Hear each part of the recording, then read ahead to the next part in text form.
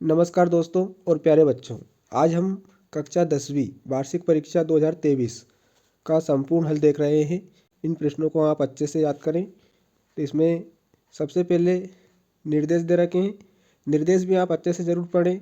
सभी प्रश्नों के उत्तर लिखिए। सभी प्रश्नों के उत्तर आपको लिखना है। प्रश्न क्रमांक 1 से 5 तक वस्तुनिष्ठ प्रश्न हैं। प्रत्येक उप प्रश्न के लिए एक एक अंक, कुल 30 अंक निर्धारित हैं। उसके बाद प्रश्न क्रमांक 6 से 17 तक अति लघु उत्तरीय प्रश्न हैं। प्रत्येक प्रश्न के लिए 2-2 अंक निर्धारित हैं और शब्द सीमा लगभग 30 शब्द में आपको लिखने हैं। उसके बाद में प्रश्न क्रमांक 18 से 20 तक लघु उत्तरीय प्रश्न हैं। प्रत्येक प्रश्न के लिए 3-3 अंक निर्धारित हैं। शब्द सीमा लगभग 75 शब्द है। और प्रश्न क्रमांक 21 से 23 तक विश्लेषणात्मक प्रश्न हैं। प्रत्येक प्रश्न के लिए 4-4 अंक निर्धारित हैं और शब्द सीमा लगभग 120 शब्द है। प्रश्न क्रमांक 1 है, सही विकल्प का चयन कर लिखिए। बाल गोविंद भगत साहब मानते थे, तो बाल गोविंद भगत साहब कबीरदास जी को मानते थे, तो इसका उत्तर कबीर हो जाएगा। वह धीरे धीरे चलने लगा, इस वाक्य में क्रिया विशेषण का भेद है, तो दूसरे प्रश्न का उत्तर हो जाएगा रीतिवाचक। तीसरा, बालक तारकेश्वर नाथ को उसके पिता टीका लगाते थे, तो भभूत का टीका लगाते थे। उसके बाद में चौथा प्रश्न है, रीतिकाल के कवि थे, तो रीतिकाल के कवि थे भूषण, तो इसका सही उत्तर हो जाएगा भूषण। तुलसीदास जी की रचना है, तो तुलसीदास जी की रचना है विनय पत्रिका। उसके बाद में छठा प्रश्न है, 10वें रस का नाम है, तो 10वें रस का नाम है वात्सल्य। प्रश्न क्रमांक 2 है, रिक्त स्थान में सही विकल्प का चयन कर लिखिए। संधि के भेद होते हैं, तो संधि के 3 भेद होते हैं, तो इसका 3 उत्तर सही हो जाएगा। हिमालय की तीसरी सबसे बड़ी चोटी है, तो हिमालय की तीसरी सबसे बड़ी चोटी है कंचनजंगा। उसके बाद में तीसरा है, सूरदास के गुरु थे, तो सूरदास जी के गुरु थे वल्लभाचारी। चौपाई छंद की प्रत्येक पंक्ति में मात्राएं होती हैं, तो चौपाई छंद की प्रत्येक पंक्ति में 16 मात्राएं होती हैं। प्रबंध काव्य के भेद होते हैं, तो प्रबंध काव्य के 3 भेद होते हैं, महाकाव्य, खंड काव्य और आख्यानक गीत, तो रिक्त स्थान में जाएगा 3। प्रतिमा बनाने वाले का नाम था, तो प्रतिमा बनाने वाले का नाम था मोतीलाल। प्रश्न क्रमांक 3 है, सही जोड़ी मिलाकर लिखिए। तो गद्य की प्रमुख विधा, इसकी सही जोड़ी होगी निबंध। लखनवी अंदाज, इसकी सही जोड़ी होगी यशपाल। अंधे की लाठी, इसकी सही जोड़ी होगी एकमात्र सहारा। मैं क्यों लिखता हूँ, इसकी सही जोड़ी होगी अज्ञे। कामायनी, इसकी सही जोड़ी होगी जयशंकर प्रसाद।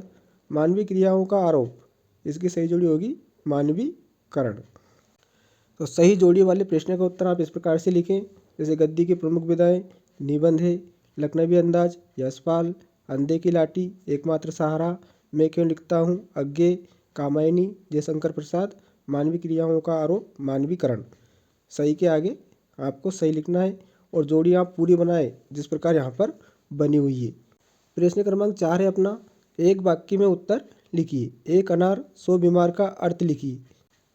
दूसरा, भोलेनाथ के पिताजी गंगा में आटे की कितनी गोलियां प्रवाहित करते थे, तो एक वाक्य में ही उत्तर लिखें, याद रखें। तो भोलेनाथ के पिताजी गंगा में 500 आटे की गोलियां प्रवाहित करते थे।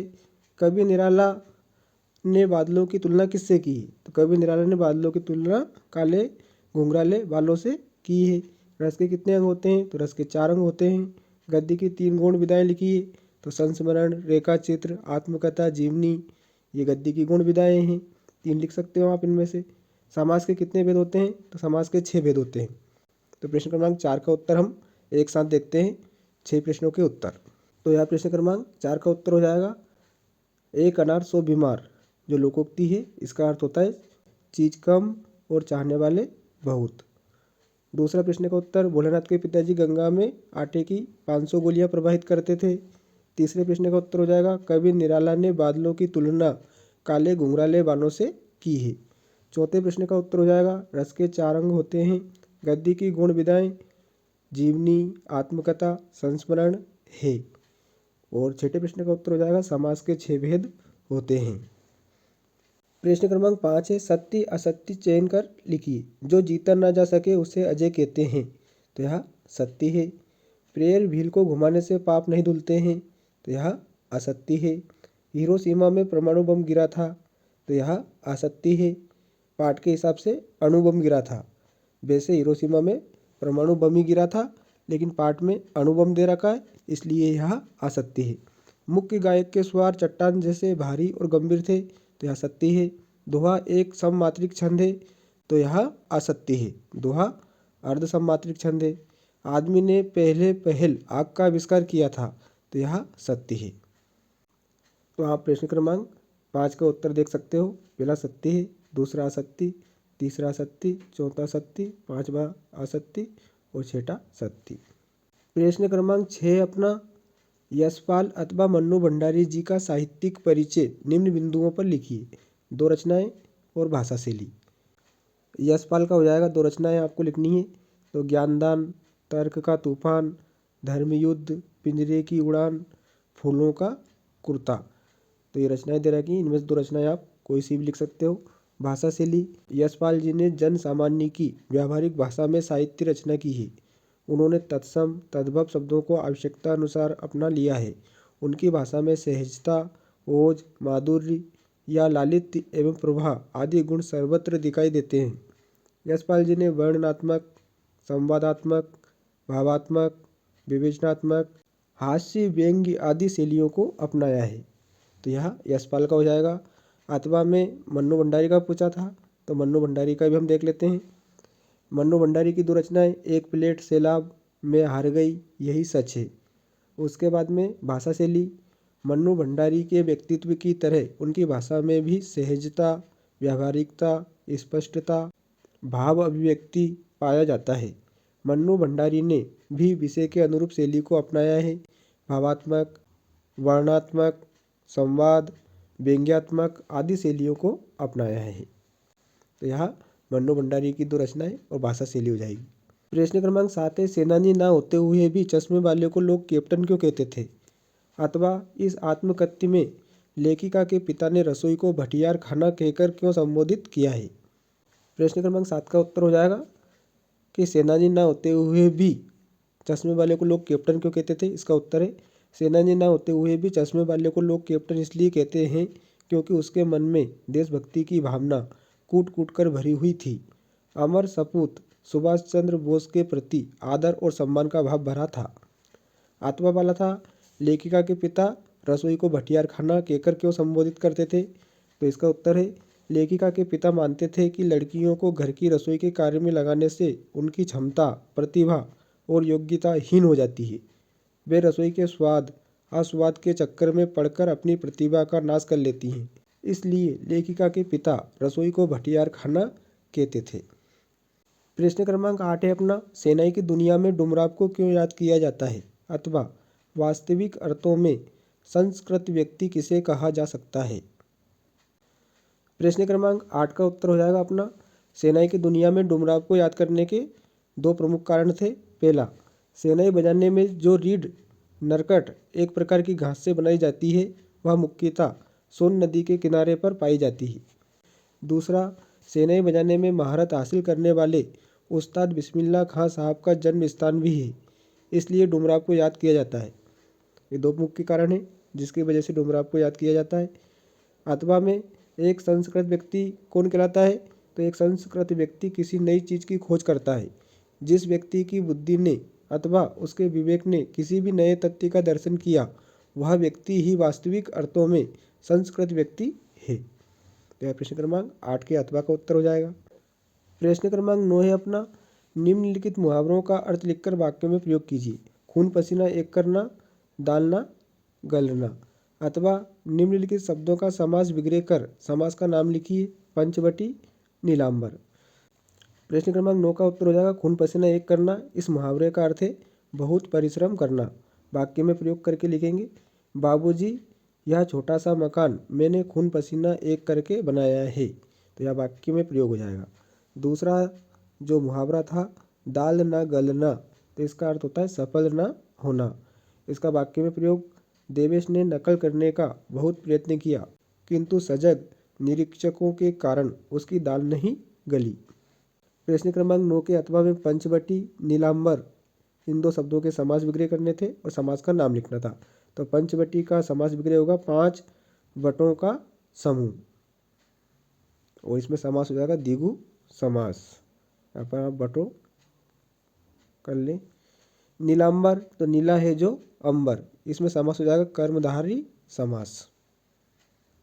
प्रश्न क्रमांक 10 है, भोलानाथ और उसके साथियों के खेल और खेलने की सामग्री आपके खेल और खेलने की सामग्री से किस प्रकार भिन्न है, अथवा लेखक ने अपने आप को हिरोशिमा के विस्फोट का भोक्ता कब और किस तरह महसूस किया। तो प्रश्न क्रमांक 10 का उत्तर हो जाएगा, भोलानाथ के खेल और खेलने की सामग्री अंचल की है, उसके खेलने की सामग्री भी उसी समय की है। वे पेड़, पत्तों, गीली मिट्टी, कनस्तर, मिट्टी के बर्तन, पत्थर, घर के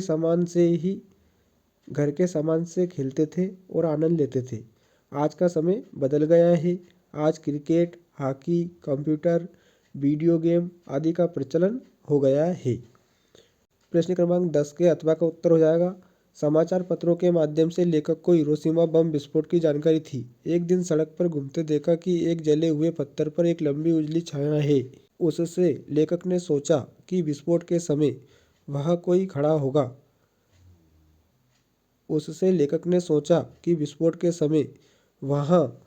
खड़ा होगा। और विस्फोट से बिखरे रेडियोधर्मी पदार्थों की किरणें आसपास आगे बढ़ गई। उन्होंने पत्थर को जला दिया। इस तरह समस्त त्रासदी पत्थर पर अंकित हो गई। लेखक इस प्रकार हिरोशिमा विस्फोट का भोक्ता बन गया। प्रश्न क्रमांक 11 है, प्रगतिवादी काव्य की प्रमुख दो विशेषताएं लिखी, अथवा रीतिकाल की कोई दो विशेषताएं लिखी। तो प्रश्न क्रमांक 11 का उत्तर हो जाएगा, प्रगतिवादी काव्य की विशेषताएं इस प्रकार हैं। पहली, शोषकों के प्रति विद्रोह और शोषितों से सहानुभूति की भावना थी। दूसरी, आर्थिक व सामाजिक समानता पर बल दिया गया है। इसके अलावा भी आप अन्य सही विशेषता लिखेंगे तब भी आपको 2 अंक प्राप्त होंगे। अथवा में था रीतिकाल की विशेषताएं, तो रीतिकाल की विशेषताएं इस प्रकार हैं। रीतिकाल के कवियों में श्रृंगार के संयोग और वियोग की प्रधानता थी। आश्रयदाताओं को प्रभावित करने के लिए इस युग के कवियों ने काव्य में चमत्कारपूर्ण काव्य की रचना की। इनके अलावा आप रीतिकाल की सही विशेषता लिखोगे तब भी आपको 2 अंक मिल जाएंगे। प्रश्न क्रमांक 12 है अपना, सूरदास अथवा नागार्जुन की काव्यगत विशेषताएं निम्न बिंदुओं पर लिखी। 2 रचनाएं भाव पक्ष। सूरदास, तो सूरदास जी की रचनाएं जाएंगी 2, सूरसागर, साहित्य लहरी, सूर सरावली। भाव पक्ष, तो श्री कृष्ण की बाल लीलाओं के गायक सूरदास जी के काव्य में भक्ति, वात्सल्य और श्रृंगार की त्रिवेणी प्रवाहित हुई है। वह वात्सल्य का कोना कोना झांक आए हैं। प्रश्न क्रमांक 12 का अथवा नागार्जुन की रचनाएं देख लेते हैं। तो 2 रचनाएं हो जाएंगी, युगधारा, सतरंगे पंखों वाली, तुमने कहा था। उसके बाद में भाव पक्ष हो जाएगा, नागार्जुन जी की दृष्टि यथार्थवादी रही है। आपने शोषितों के प्रति सहानुभूति एवं शोषण के प्रति विद्रोह का स्वर व्यक्त किया है। आपके काव्य में प्रकृति साकार हो उठी है। तो यह नागार्जुन की 2 रचनाएं और भाव पक्ष हो जाएगा। प्रश्न क्रमांक 13 है, कवि आत्मकथा लिखने से क्यों बचना चाहता है, अथवा परशुराम के क्रोध करने पर लक्ष्मण ने धनुष के टूट जाने के लिए कौन कौन से तर्क दिए। तो दोनों प्रश्नों के उत्तर देखते हैं हम 13 और 13 के अथवा का। तो प्रश्न क्रमांक 13, कवि आत्मकथा लिखने से क्यों बचना चाहता है। इसका उत्तर, कवि आत्मकथा लिखने से इसलिए बचना चाहते हैं क्योंकि उनके जीवन में कुछ भी ऐसा नहीं है जिसे दूसरों को बताया जाए। वे स्वयं को सामान्य व्यक्ति मानते हैं। वे आत्मकथा लिखकर अपना उपहास नहीं कराना चाहते हैं। उनका जीवन दुखों और आघातों से पूर्ण रहा है, इसलिए वे उन्हें याद करना नहीं चाहते हैं। अथवा वाले प्रश्न का उत्तर है, परशुराम के क्रोध करने पर लक्ष्मण ने धनुष के टूट जाने के लिए निम्नलिखित तर्क दिए। भैया राम ने नया समझकर इस धनुष को हाथ लगाया, हाथ लगाते ही यह टूट गया।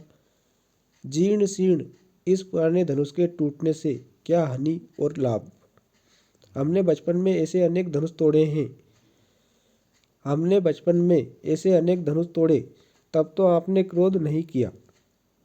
प्रश्न क्रमांक 14 है, कविता का शीर्षक उत्साह क्यों रखा गया है, अथवा संगतकार के माध्यम से कवि किस प्रकार के व्यक्तियों की ओर संकेत करना चाह रहा है। प्रश्न क्रमांक 14 का उत्तर हो जाएगा, कवि क्रांति लाने के लिए लोगों को उत्साहित करना चाहते हैं। बादलों में भीषण गति होती है उसी से वह संसार के ताप हरता है, उसी से वह संसार का ताप हरता है। कभी ऐसी ही गति, ऐसी ही भावना और शक्ति चाहता है। बादलों का गरजना लोगों के मन में परिवर्तन करने का उत्साह भर देता है। इसलिए कविता का शीर्षक उत्साह रखा गया है। आत्मा वाले प्रश्न का उत्तर हो जाएगा, संगतकार के माध्यम से कवि ने सभी सहयोगी कलाकारों, गायकों, वादकों, प्रकाश व्यवस्था करने वाले, मन सज्जा करने वाले, ये पर्दे के पीछे रहकर अपना सहयोग करते हैं। ये लोगों की नज़र में नहीं आते हैं, इसलिए महत्वपूर्ण होते हुए भी कार्य की सफलता का श्रेय इनको नहीं मिल पाता है। ये औरों को उठाने, सफल बनाने में पूरी लगन से कार्य करते हैं।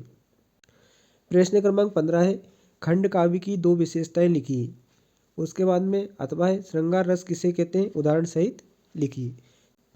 प्रश्न क्रमांक 15 का उत्तर हो जाएगा, खंड काव्य की विशेषताएं इस प्रकार हैं। खंड काव्य में मानव के किसी एक पक्ष का चित्रण होता है। इसमें एक ही छंद का प्रयोग होता है। इसके अलावा भी आप अन्य विशेषता भी लिख सकते हैं खंड काव्य की, तब भी आपको 2 नंबर मिल जाएंगे सही विशेषता लिखने पर। जैसे खंड काव्य में एक सर्ग होता है, खंड काव्य का आकार छोटा होता है। प्रश्न क्रमांक 15 के अथवा में था, श्रृंगार रस की परिभाषा या श्रृंगार रस किसे कहते हैं, तो सह हृदय के हृदय में स्थित रति नामक स्थायी भाव का विभाव, अनुभाव एवं संचारी भाव से संयोग होता है, तब वहाँ श्रृंगार रस उत्पन्न होता है और इसे ही श्रृंगार रस कहते हैं। श्रृंगार रस का उदाहरण है, ओचक ही देखी राधा नैन विशाल भाल दिए रोरी, या इस उदाहरण को भी आप लिख सकते हैं, या आप इस उदाहरण को भी लिख सकते हो, हे खग हे मृग हे मधुकर श्रेणी तुम देखी सीता मृगनयनी। इसके अलावा जो भी श्रृंगार रस के उदाहरण हैं उन्हें भी आप लिख सकते हो, तब भी आपको नंबर मिलेंगे। प्रश्न क्रमांक 16, चौपाई छंद को परिभाषित करते हुए उदाहरण सहित लिखिए। अथवा अनियोक्ति अलंकार किसे कहते हैं, उदाहरण सहित लिखिए। चौपाई छंद, तो चौपाई एक सममात्रिक छंद है। इसके 4 चरण होते हैं। इसके प्रत्येक चरण में 16-16 मात्राएं होती हैं। इसके चरणांत में तुक होती है। उदाहरण, मंगल भवन अमंगल हारी द्रवहु सुदशरथ अजर बिहारी दीन दयाल बिरद संभारी हरऊ नाथ मम संकट भारी। तो यह चौपाई छंद और उसका उदाहरण हो जाएगा। अथवा वाला था अन्योक्ति अलंकार और उदाहरण, तो जहाँ अप्रस्तुत कथन के द्वारा प्रस्तुत का बोध हो उसे अन्योक्ति अलंकार कहते हैं। उदाहरण हो जाएगा, माली आवत देखकर कलियन करी पुकार फूले फूले चुनी गए कालई हमारी बार। दूसरा उदाहरण भी दे रखा है, एक ही उदाहरण आप अच्छे से याद करें। प्रश्न क्रमांक 17, कहानी और उपन्यास में कोई 2 अंतर लिखिए। अथवा रेखाचित्र और संस्मरण में कोई 2 अंतर लिखिए। तो दोनों प्रश्नों के उत्तर हम एक साथ देखते हैं। कहानी उपन्यास में अंतर, रेखाचित्र और संस्मरण में अंतर। 2 नंबर वाला अपना लास्ट प्रश्न है, कहानी और उपन्यास में अंतर। कहानी में नायक के जीवन की किसी एक घटना का वर्णन होता है, जबकि उपन्यास में नायक के संपूर्ण जीवन का वर्णन होता है। दूसरा अंतर हो जाएगा, कहानी छोटी होती है, उपन्यास बड़ा होता है। तीसरा अंतर, कहानी में पात्र कम होते हैं, उपन्यास में पात्र अधिक होते हैं। कहानी का एक निश्चित उद्देश्य होता है, उपन्यास के अनेक उद्देश्य हो सकते हैं। कहानी को एक ही बैठक में पढ़ा जा सकता है, उपन्यास को पढ़ने में समय लगता है। इसमें 5 अंतर दे रखे, 2 अंतर आप अच्छे से याद करें। रेखाचित्र और संस्मरण में अंतर, या संस्मरण रेखाचित्र में अंतर। तो संस्मरण किसी घटना पर आधारित होता है, जबकि रेखाचित्र किसी व्यक्ति पर आधारित होता है। संस्मरण की भाषा अभिधामूलक होती है, रेखाचित्र की भाषा सांकेतिक होती है। संस्मरण की शैली वर्णनात्मक एवं विवरणात्मक होती है, जबकि रेखाचित्र की शैली चित्रात्मक होती है। संस्मरण में विषय का आत्मीयतापूर्ण वर्णन रहता है, जबकि रेखाचित्र में व्यक्ति के व्यक्तित्व एवं चरित्र का आत्मीयतापूर्ण विश्लेषण रहता है। संस्मरण में लेखक का घटना से निकट संबंध प्रदर्शित होता है, रेखाचित्र में लेखक तटस्थ रहता है। प्रश्न क्रमांक 18 से 20 तक 3 नंबर वाले प्रश्न हैं, तो अब 3 नंबर वाले प्रश्न हम देखेंगे। निम्नलिखित गद्यांश की सप्रसंग व्याख्या लिखिए। सप्रसंग मतलब संदर्भ प्रसंग, तो संदर्भ प्रसंग सहित व्याख्या लिखनी है हमें प्रश्न क्रमांक 18 में। प्रश्न है अपना, मूर्ति संगमरमर की थी, टोपी की नोक से कोट के दूसरे बटन तक कोई 2 फुट ऊंची जिसे कहते हैं बस्ट और सुंदर थी। नेताजी सुंदर लग रहे थे, कुछ कुछ मासूम और कमसिन फौजी वर्दी में। मूर्ति को देखते ही दिल्ली चलो और तुम मुझे खून दो नारे याद आने लगते हैं। इस दृष्टि से यह सफल और सराहनीय प्रयास था। प्रश्न क्रमांक 18 का उत्तर हम इस प्रकार लिख सकते हैं। जैसे संदर्भ या गद्यांश हमारी पाठ्यपुस्तक के नेताजी का चश्मा पाठ से लिया गया है। इसके लेखक स्वयं प्रकाश हैं। प्रसंग यहाँ पर कस्बे के चौराहे पर नगर पालिका द्वारा लगवाई गई सुभाष चंद्र बोस की प्रतिमा के बारे में बताया गया है। उसके बाद में व्याख्या में कस्बे के चौराहे पर नगर पालिका ने जो मूर्ति लगवाई थी वह सफ़ेद संगमरमर की थी। प्रतिमा की टोपी से लेकर बस्ट तक कुल ऊंचाई लगभग 2 फुट थी। वह बस्ट कहलाने वाली प्रतिमा थी। प्रतिमा बहुत सुंदर थी। उसमें नेताजी सुभाष चंद्र बोस का स्वरूप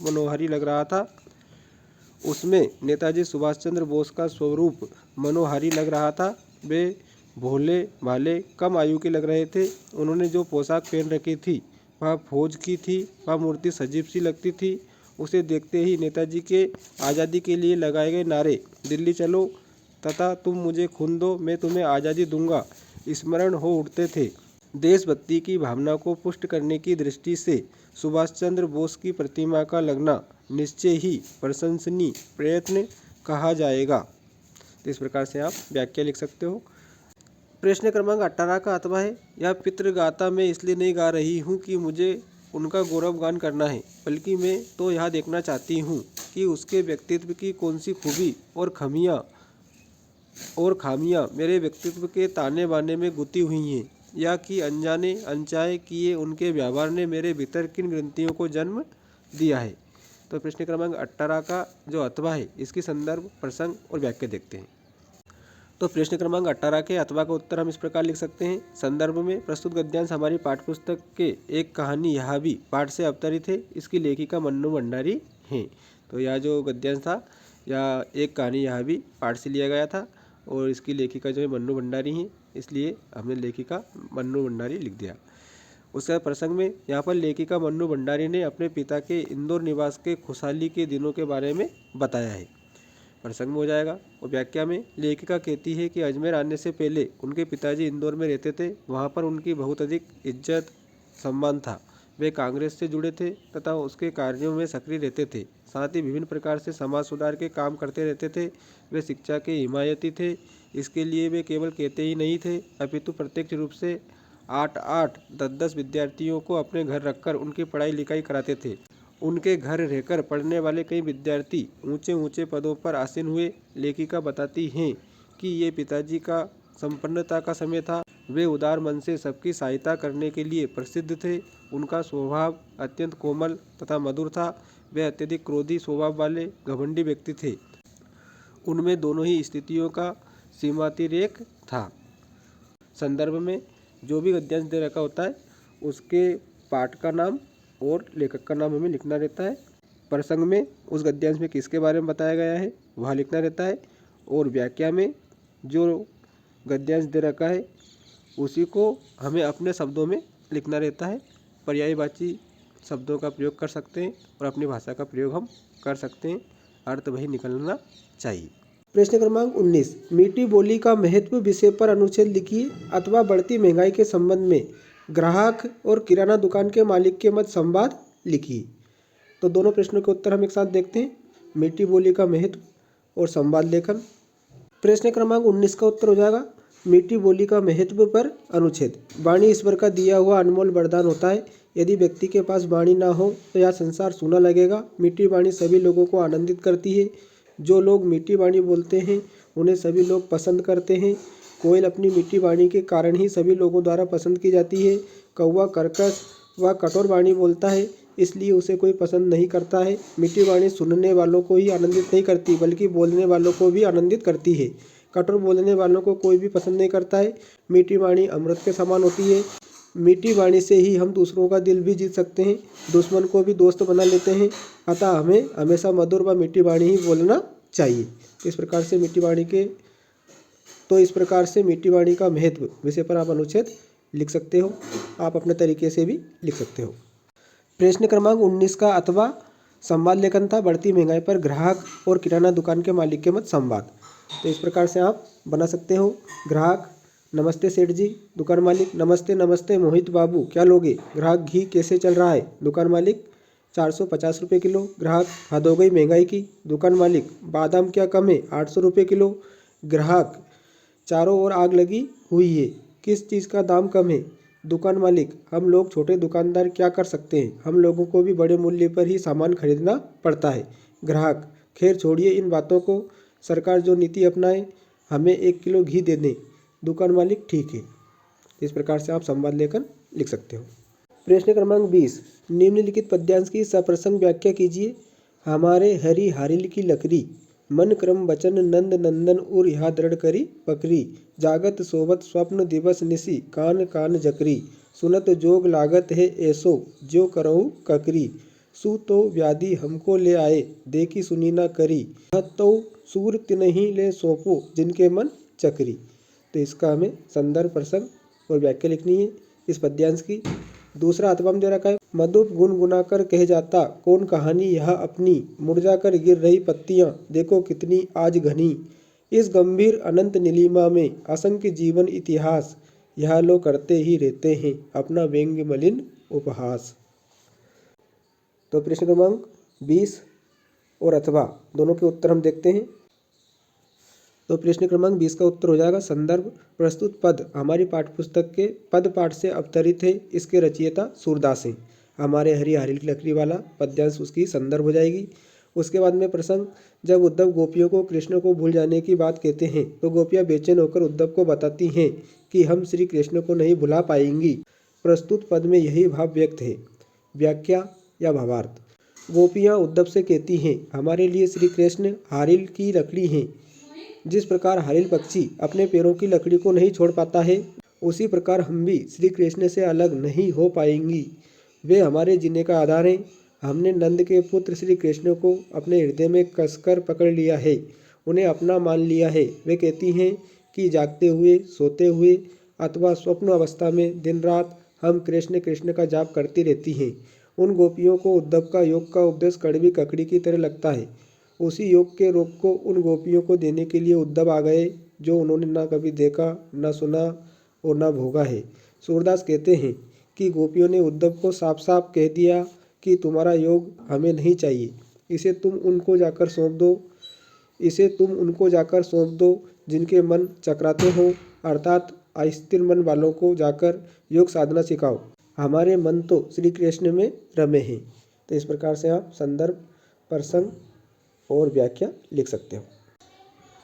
प्रश्न क्रमांक 20 का अथवा वाला था, मधुप की गुनगुना कर कह जाता वाला। तो इसका संदर्भ हो जाएगी, तो इसका संदर्भ हो जाएगा, प्रस्तुत पद्यांश हमारी पाठ्यपुस्तक के आत्मकथ्य पाठ से अवतरित है, इसके रचयिता जयशंकर प्रसाद हैं।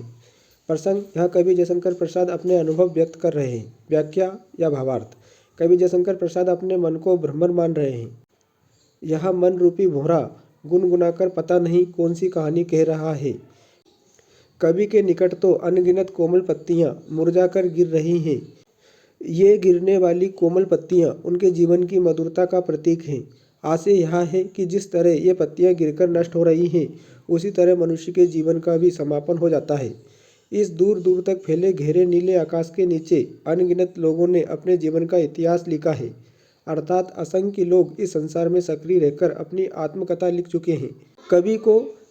कवि को यह प्रतीत होता है कि उन्होंने अपनी आत्मकथा लिखकर स्वयं ही अपना मजाक उड़ाते हुए निंदा की है, क्योंकि लोग उनकी आत्मकथा पढ़कर उनका उपहास कर रहे हैं। तो इस प्रकार से आप संदर्भ, प्रसंग और व्याख्या लिख सकते हो।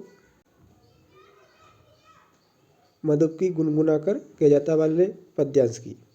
प्रश्न क्रमांक 21 है, नगर पालिका अध्यक्ष को मोहल्ले की नियमित सफाई के संबंध में आवेदन पत्र लिखिए, अथवा अपने मित्र को अपने भाई की शादी में सम्मिलित होने के लिए पत्र लिखिए। तो प्रश्न क्रमांक 21 से 24 तक 4 अंक वाले प्रश्न हैं। तो प्रश्न क्रमांक 21 का उत्तर देखते हैं हम। प्रश्न क्रमांक 21 का उत्तर हो जाएगा, तो इसमें हमें नगर पालिका अध्यक्ष को मोहल्ले की नियमित सफाई के संबंध में आवेदन पत्र लिखना था।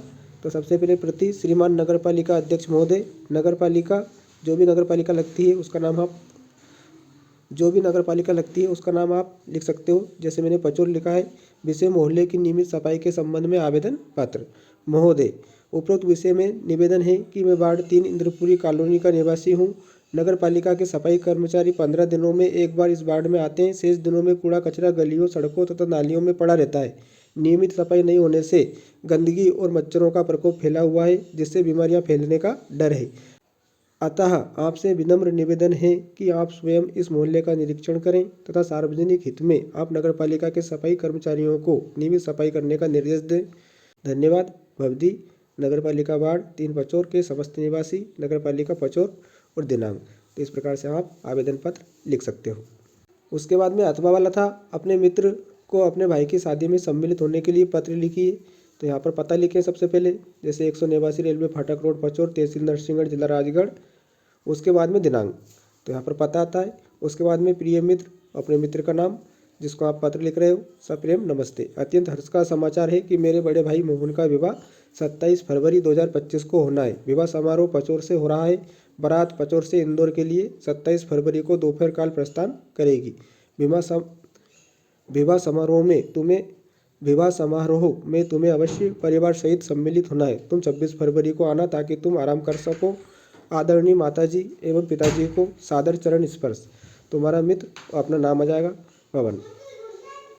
प्रश्न क्रमांक 22, निम्नलिखित विषयों में से किसी एक विषय पर निबंध रूपरेखा सहित लिखिए। पर्यावरण प्रदूषण, वर्तमान समय में कंप्यूटर की उपयोगिता, विज्ञान की प्रगति का मानव जीवन में महत्व, जीवन में खेलों का महत्व। तो ये चारों निबंध हमारे चैनल पर डले हुए हैं।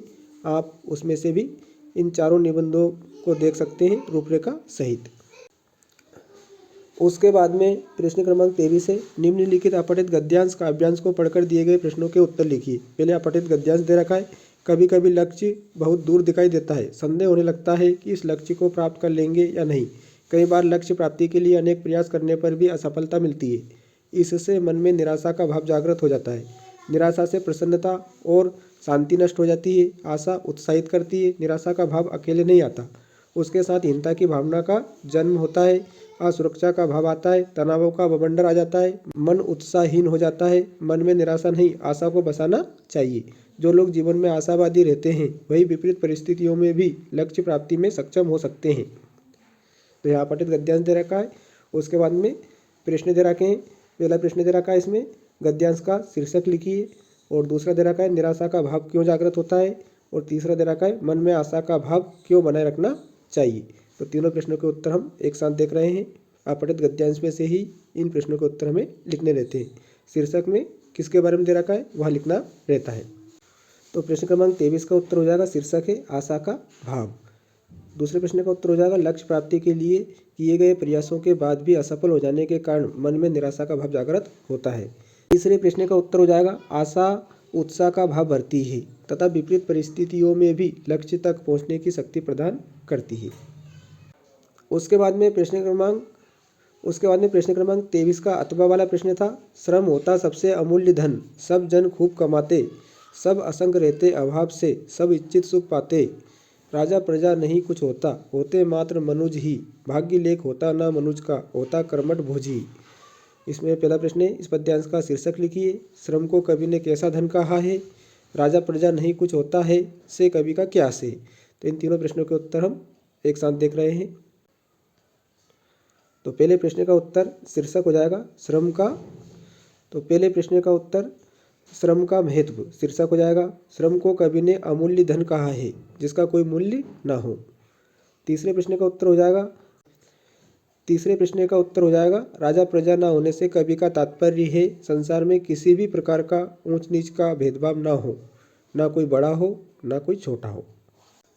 तो आज हमने कक्षा 10वीं वार्षिक परीक्षा 2023 विषय हिंदी का संपूर्ण हल देखा। सेट बी का, सेट ए, सेट सी और सेट डी में भी यही प्रश्न है। प्रश्नों का क्रम अलग अलग दे रखा है।